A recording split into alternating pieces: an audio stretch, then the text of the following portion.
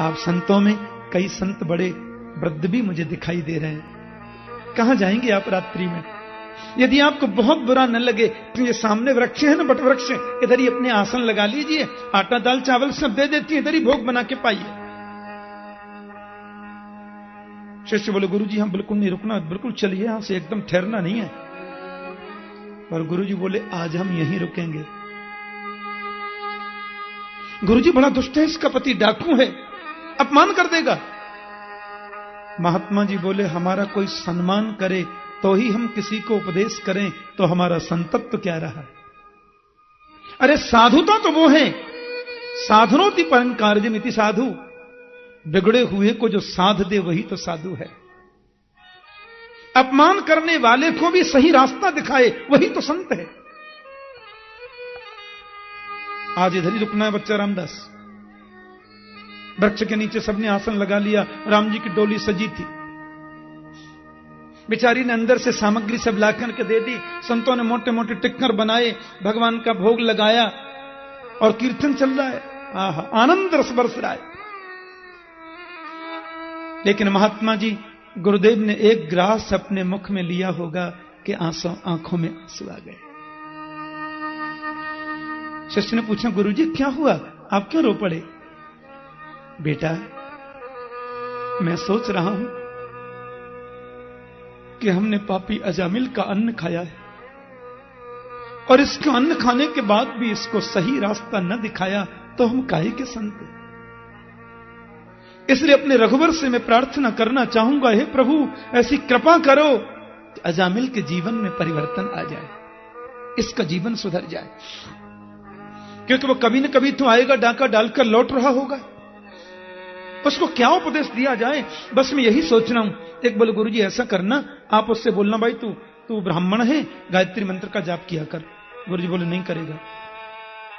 जैसा उसकी पत्नी ने बताया वो नहीं जपेगा गायत्री। एक शिष्य बोले थे, उससे बोल देना, ब्राह्मण हो सुंदरकांड किया करो, रोज नहीं करो तो मंगल की मंगल कर लिया करो। गुरुजी बोले, वो तो लंका कांड ही करेगा, क्या मालूम करेगा सुंदरकांड। जय श्री कृष्ण। कुछ न कुछ उपाय तो बताना होगा, ऐसा जो सहजता में हो सके। अजामिल आ गया रात के 2:30 बजे और महाराज पोटरी गठरी बांध करके लाया था। हाँ, पोटरी गठरी को रख दिया द्वार पर और संतों को देखा, क्रोध में भर गया। कहिए, कैसे मिलना है? अरे आप लोग मेरी अनुमति के बगैर मेरे घर के द्वार पर आए कैसे? आपको मालूम नहीं है अजामिल का घर है? बिना मेरी अनुमति के आपकी आने की हिम्मत कैसे हुई? गर्जना करता है जोर से, क्रोध में भर गया है। चेला बोले, हमने पहले मना किया था, मत रुको गुरुजी, देख लो कितना दुष्ट आदमी है। अब वो जोर जोर से चिल्ला रहा था, बरस रहा था। पत्नी की नींद खुली, घर से निकलकर दौड़ी। आगे क्या? आकर उसने देखा संतों को डांट रहा है, पूछ रहा है क्यों आए, किस लिए आए, काय को आए। पत्नी डांट करके बोली, शर्म नहीं आती, महात्माओं से ऐसे बोलते? अरे हमारा भाग्य, संत लोग आगे वृंदावन जा रहे थे, मैंने इनको रोक लिया। हाँ, रात्रि में यहां रुक गए, भगवान का भोग लगा के पा लिया, अपना क्या बिगड़ गया? और ऐसे बोलते हैं संतों से, जरा भी सहूर नहीं है। सही नॉर्मल हो गया। एक बात कहूं, पत्नी से बहुत डरता था। हाँ, कितना बड़ा डाकू सही, पत्नी से बहुत डरता था। और एक बात कहूं, डरना भी चाहिए।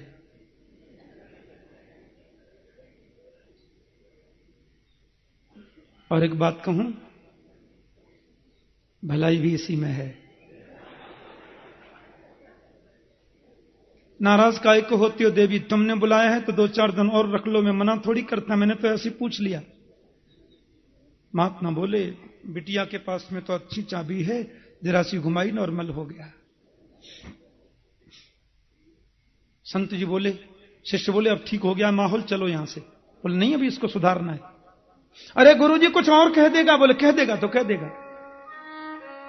गुरुजी मुस्कुराकर बोले, बेटा अजामिल, कहिए।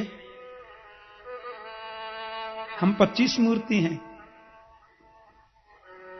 तुम्हारे यहां विश्राम किया है वत्स, प्रसाद भी पाया है, और संत जब प्रसाद पा लेते हैं तो बाद में दक्षिणा दी जाती, अपन को दक्षिणा नहीं दोगे? अजामिल ने पहले तो देखा पत्नी किधर है, फिर बोला दक्षिणा। मेरी सबसे बड़ी दक्षिणा यही है महात्मा जी, आपका ये चिमटा, तुम्मा, लोटा मैंने छुड़ाया नहीं है। नहीं, ये अभी इधर ही धर जाओ, पधारो यहां से, भूतों से ही पूत लेना चाहते दक्षिणा हमसे? अरे बेटा, हमको पैसे की दक्षिणा नहीं चाहिए, हमारी दक्षिणा यही है कि बस एक बात हमारी मान जाओ बस। क्या बात है, कहिए। मानने योग्य होगी तो मानेंगे, नहीं तो नहीं मानेंगे, हमारी मर्जी। पत्नी बोली महात्मा लोग कहते हैं तो एक बात तुम सुन भी नहीं सकते गौर से। हाँ जी बोलिए। नहीं, मैं यही कह रहा था कि आप बताइए, मैं मानूंगा। बच्चा वो कहना हमको यह था कि तुम्हारे पुत्र कितने?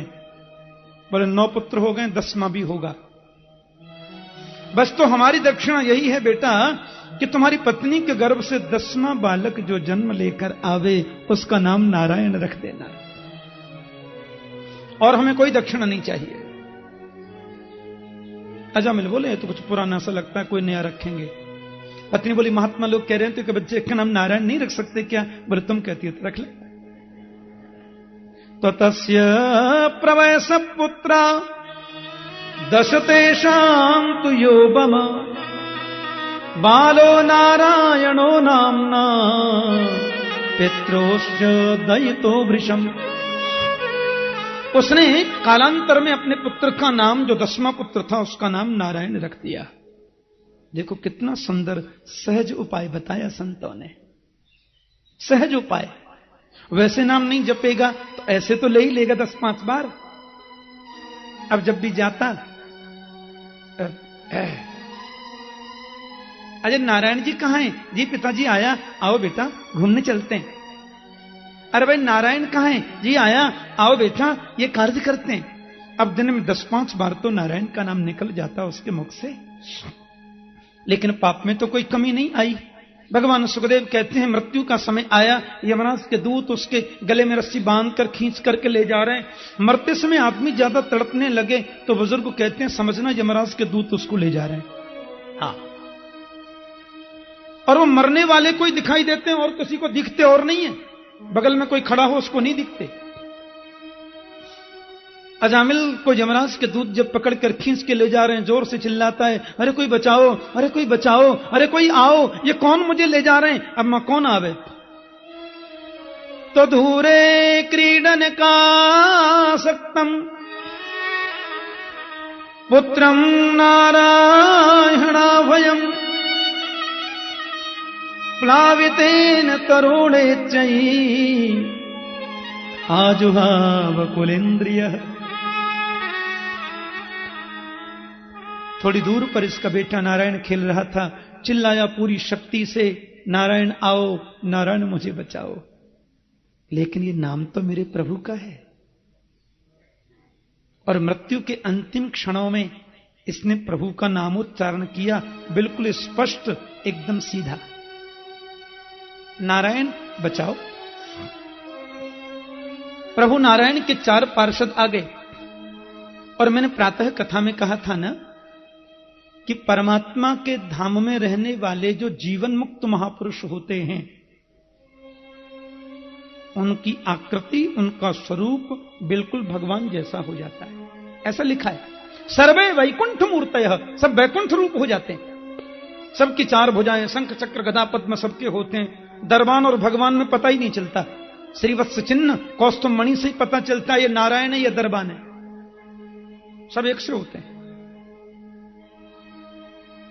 यमराज के दूतों को आकर के प्रभु के पार्षदों ने बड़ा सुंदर व्यवस्था वर्णन किया भागवत में। सर्वे पद्म पलासाक्ष्या पीत कौशेय वाससा किरीटिनम कुंडलिनो लसत पुष्कर मालिन। इतने सुंदर है प्रभु के पार्षद। छोड़ो इसको पकड़ करके नरक में ले जाने का आपका कोई अधिकार नहीं है। यमराज के दूत बोले श्याम वैसे काय को डांटते हैं, अपन लोग भी कोई ऐसे वैसे नहीं है, हम भी धर्मराज के सेवक हैं।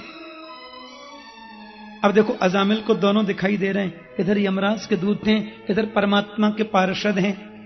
तो भगवान के पार्षदों ने यमराज के दूतों से पूछ ही लिया, यदि तुम लोग धर्मराज के सेवक हो तो जानते हो धर्म की परिभाषा क्या है? ब्रूतः धर्मस्य नस्तत्वम यच्च धर्मस्य लक्षणम। बताओ धर्म की परिभाषा क्या है? बड़े आए धर्मराज के सेवक।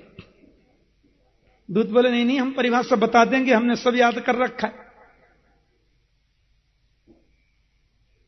कि वेद प्रणहितो धर्मो ह्यधर्मस्तद् विपर्जय वेदो नारायण साक्षात् स्वयंभूरिति सुश्रुमः। वेद ने जिसका प्रतिपादन किया उस पर चलना ही धर्म है। ध्यान से सुनना। और वेद ने जिसके लिए इनकार किया, मना किया, उस कार्य को करना ही अधर्म है। वेदो नारायण साक्षात स्वयंभूरिति सुश्रुमः। वेद साक्षात नारायण का रूप है, यह हमने सुना है।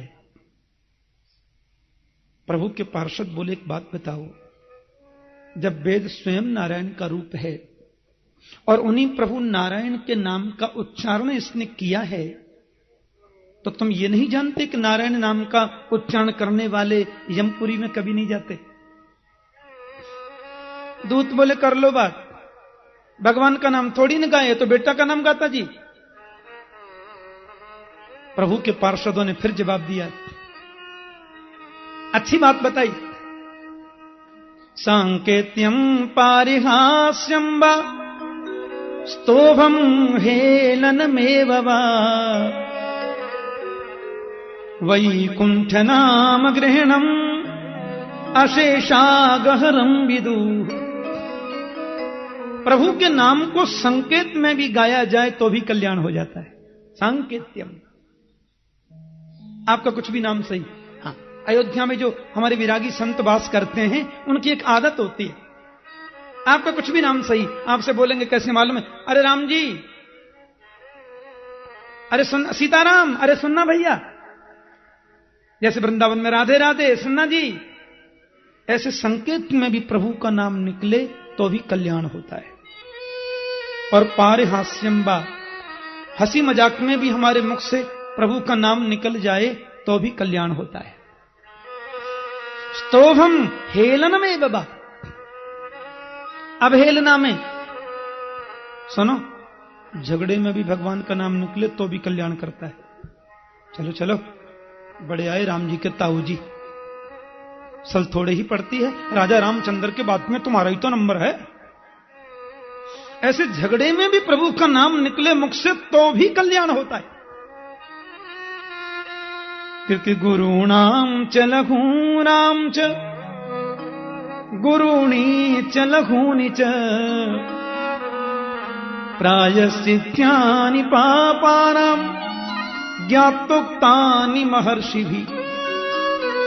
हमारे ऋषियों ने, हमारे महापुरुषों ने, मनीषियों ने, तत्वज्ञ लोगों ने छोटे से छोटा, बड़े से बड़ा हर पाप का प्रायश्चित्त बताया है, लेकिन सर्वोच्च प्रायश्चित्त गोविंद का नाम है।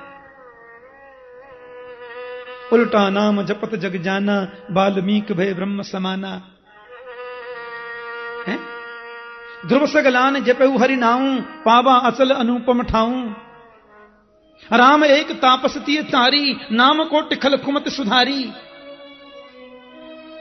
और अंत में तो कमाल कर दिया, कहूं कहां लगी नाम बड़ाई, राम न सकहि नाम गुण गाई। परमात्मा का नाम किसी भी मायने में। और देखो हमारे यहां तो, हमारे ब्रज की उपासना में चीज चार हैं, तत्व एक है। नाम, रूप, लीला और धाम। ऐसे वैष्णवाचार्यों का मत है। नाम, रूप, लीला और धाम, ये नाम चार हैं, चीज बिल्कुल एक है। भगवान के नाम का जाप करो, भगवान के रूप का चिंतन करो, प्रभु की लीलाओं का श्रवण करो और धाम में बार बार जाने की चेष्टा करो। चारों में एक भी हो जाए तो चारों हो जाएंगे, और चारों आपने कर लिए फिर तो कहना ही क्या, क्योंकि एक ही चीज है। भगवान का नाम किसी भी मायने में प्रभु से कम नहीं है। और मरा मरा करने वाला जब मुक्ति पा सकता है, ये तो नारायण स्पष्ट बोल रहा है। बेटे के सिर पे रखें गाओ, नाती के सिर पे रखें गाओ, पोते के सिर पे रखें गाओ, प्रेम से गाओ, बिना प्रेम से गाओ, क्या फर्क पड़ता है। अच्छा एक बात बताओ, अग्नि को आप प्रणाम करके छुओगे तो जलाएगी नहीं, अग्नि को गाली देकर के छुओगे तो जलाएगी नहीं, क्योंकि अग्नि का काम है सिर्फ यानी सिर्फ जलाना, कैसे भी उसको छुओ जलाएगी। तो भगवान के नाम को प्रेम से गाओ तो भी कल्याण, बिना प्रेम से गाओ तो भी कल्याण। थोड़ा अब चैतन्य महाप्रभु गए थे एक बार, चैतन्य महाप्रभु जो हैं वो जब जगन्नाथपुरी में पधारे तो वहां देखा दो बैठे थे लोग, जप कर रहे थे। एक कहता था विष्णवे नमः विष्णवे नमः विष्णवे नमः विष्णवे नमः, दूसरा बोल रहा था विष्णाय नमः विष्णाय नमः विष्णाय नमः। एक ने कहा देखिए अशुद्ध मंत्र बोल रहा है, ये कैसे काम करेगा। चैतन्य देव खड़े हो गए, बोले व्याकरण की दृष्टि से विष्णवे नमः शुद्ध है, विष्णाय नमः अशुद्ध है, पर ये जपने वाला ये समझ रहा है कि जो वो है वो ये है, इसलिए मुझे लगता है कि गोविंद की नजर में जो करंट उसका है वही करंट इसका भी है, वहां असर नहीं होता है। वो तो देख लेता है कि हाँ ये जप रहा है। जानबूझकर गलती करे ये तो अपराध है, पर अनजान में मंत्र में भी ऐसा हो जाए तो गोविंद क्षमा करते हैं। नाम की तो बात क्या है, नाम में तो कहना क्या है। यमराज के दूत लौट करके चले गए, लेकिन इसका मतलब यह नहीं है कि हम जीवन भर पाप कर्म करें, बच्चे का नाम नारायण रख दें। मुक्ति इतनी सस्ती भी नहीं है। प्रभु के नाम का गान करने की वजह से यमराज की पुरी में अजामिल को जाने से रोक लग गई, लेकिन किए गए पाप का जब तक वो प्रायश्चित नहीं करेगा तब तक मोक्ष कैसे मिल सकता है। इधर यमराज के दूत लौटकर चले गए, अजामिल को बड़ी ग्लानि हुई, वन में चला गया, वहां जाकर तपस्या करी, प्रायश्चित किया, नाम जप किया, मुक्ति बाद में पाई। लेकिन भगवान के पार्षद भी चले गए। यमराज के दूत जब लौट करके आए तो यमराज तो प्रभु के बड़े भक्त हैं, 12 भागवतों में नाम है उनका। क्या बात है, तुम लोग खाली कैसे आ गए? बोले हम बच करके आ गए, ये क्या कम है? क्या हुआ?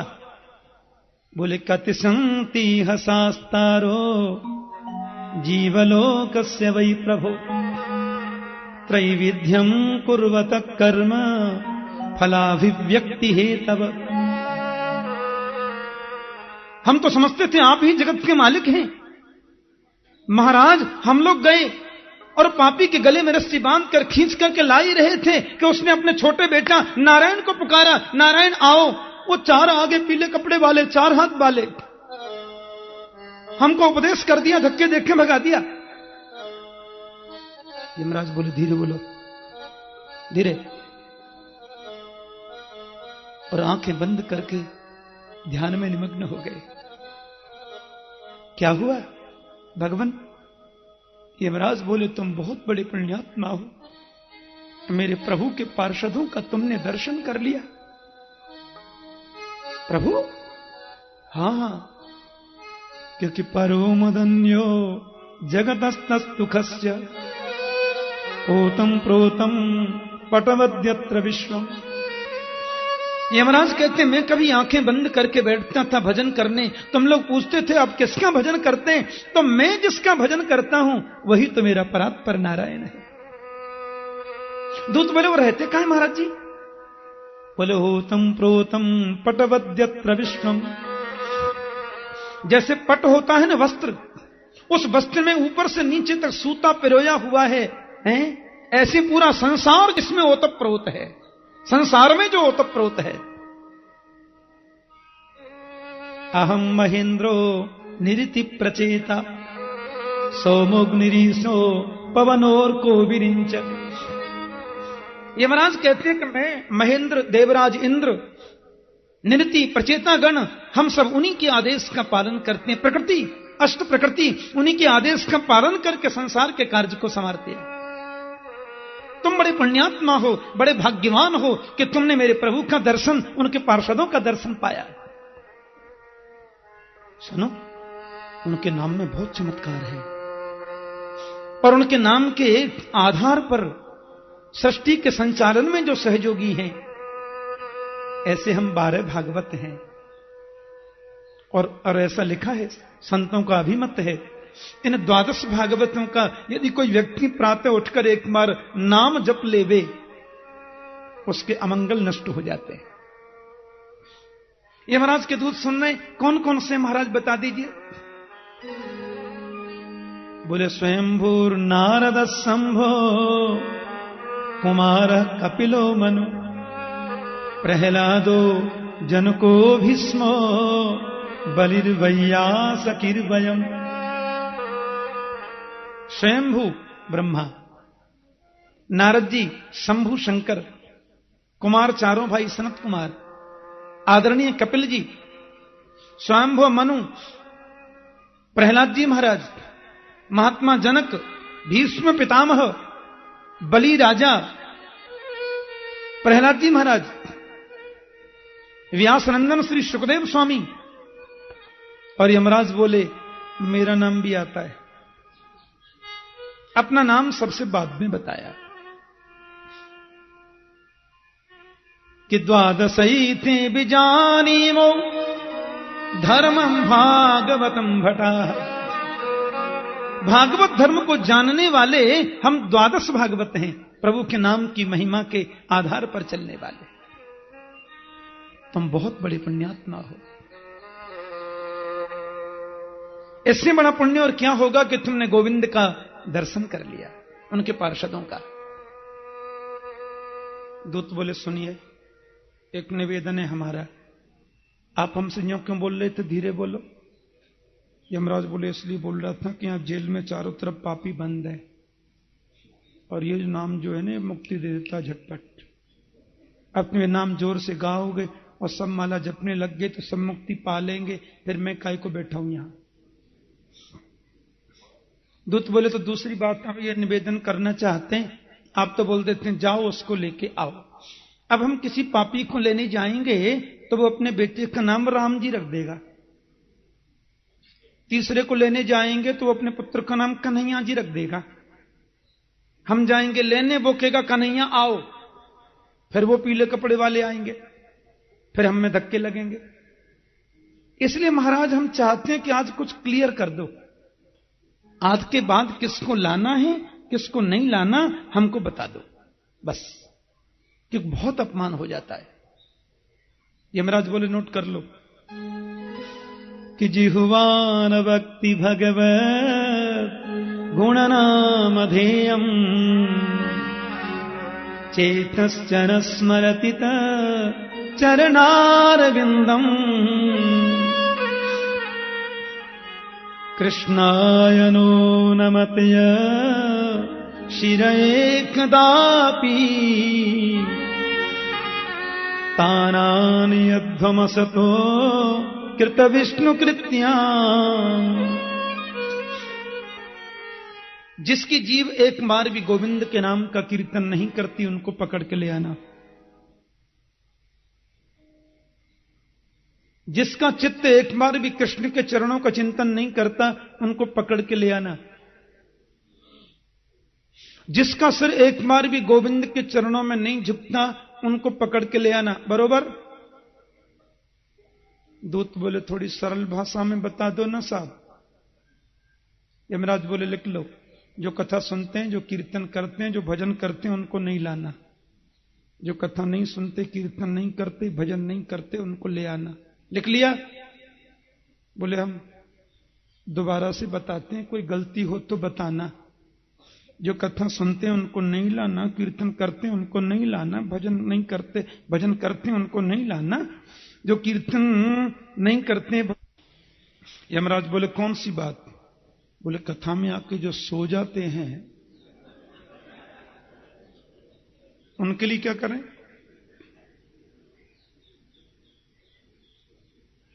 कथा में आ गए, आके सो गए, उनके लिए क्या प्रावधान है आपके संविधान में? यमराज बोले बाद में पूछना, अभी बोल दो ना साहब। यमराज बोले सुनो, जो कथा में आके सो जाते हैं उनको भी पकड़कर कंडरक में नहीं लाना। क्यों? क्योंकि घर में सोने की अपेक्षा कथा में सोना भी ठीक है। अरे घर में सो जाएंगे तो क्या मिलेगा? कथा में आकर सो गए मान लो, तो जब कभी जय श्री कृष्ण मिलेगा तो कभी तो आंखें खुलेंगी, और खुलेंगी तो कुछ तो अंदर जाएगा। प्रविष्ट कर्ण कर्ण रंध्रेण स्वानाम भाव सरोरुहम।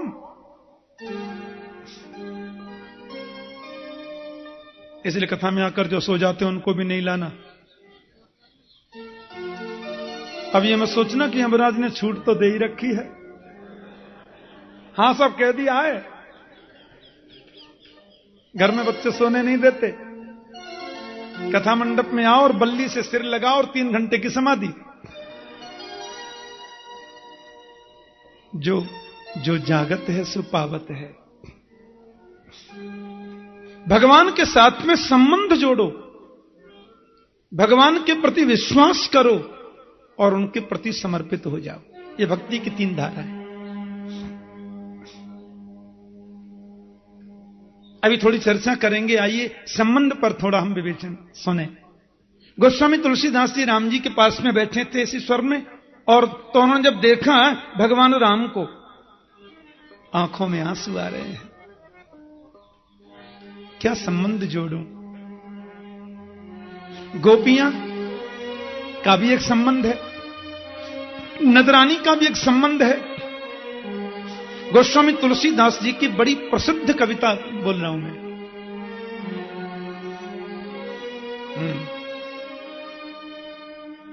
तू दयालु दीन हो, तू दानी हो भिखारी, तू दयालु दीन हो, तू दानी हो भिखारी, तू दयालु दीन हो, तू दानी हो भिखारी, तू दयाल दीन हो, तू दानी हो भिखारी।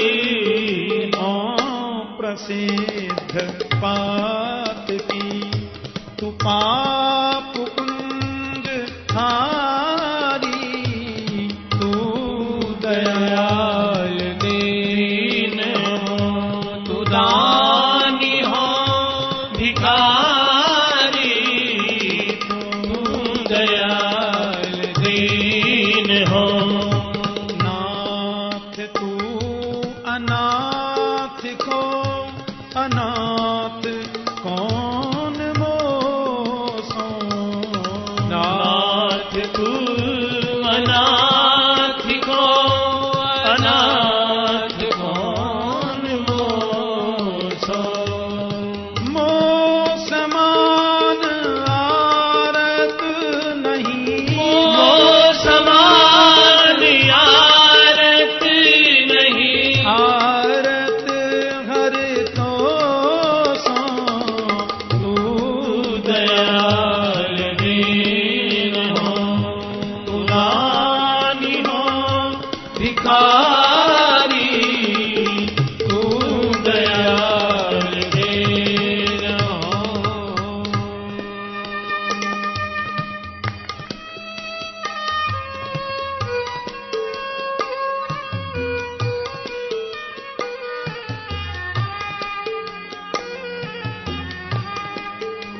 सुंदर भाव गोस्वामी जी का।